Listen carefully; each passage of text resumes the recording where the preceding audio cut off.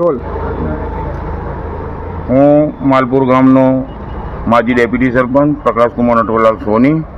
આ માલપુર ગામનો છેલ્લા કેટલાય વર્ષથી મહેશભાઈ સરપંચથી મળીને આજ દિન સુધી એમના વાઇફ જે વહીવટ કરી ત્યાં સુધીમાં કેટલોય અનર્થ થઈ ગયેલો છે। માલપુરમાં જો તો ખાડા ખોદી નાખેલા છે। ભૂતકાળની અંદર માલપુરમાં 16 થી 19 લાખનો ભંગાર બી જૂનો ભંગાર જે વર્ષો જૂનો 50-60 વર્ષ જૂનો ભંગાર પણ વેચી માર્યો છે। એ ભંગાર માટે મેં અરજી કરેલી। એ અરજીના અનુસંધાનમાં મારી પાસે 5 લાખ રૂપિયા લઈને આવ્યા હતા। મેં 5 લાખ આપ્યા, લીધા નહીં। ના લેવા છતાં એમને બ્રહ્મભટ્ટ PSIના પૈસા આપી મારા ઘેર દારૂ મૂકી રેડ પડાવડાવી અને 7 દિવસ હું જેલમાં જઈને આવેલો છું।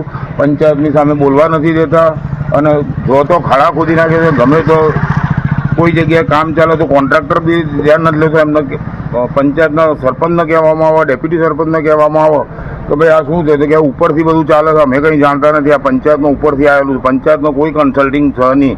તો ખરેખર આ માલપુરમાં શું ચાલી રહ્યું છે એ કશી ખબર પડતી નથી। હમણાં બી 2 દિવસ પહેલાં બી વોટ્સઅપ ઉપર આવેલું છે કે 85 લાખ રૂપિયાનો જે ઓપ્રોની જે ગ્રાન્ટ આવેલી એમાંથી LED બલ્બ 50 લાખના ભાઈ LED બલ્બ પ્લસ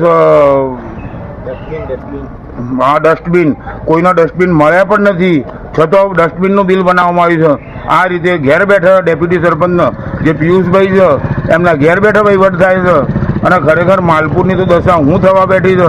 ખોટા બોધકોમો થાય છે, બારોબાર પૈસા લઈ લે છે, પૈસા લઈને જ બહુ કામ ચાલે છે। કોઈ ગામના નાગરિકનું સાંભળવામાં આવતું નથી।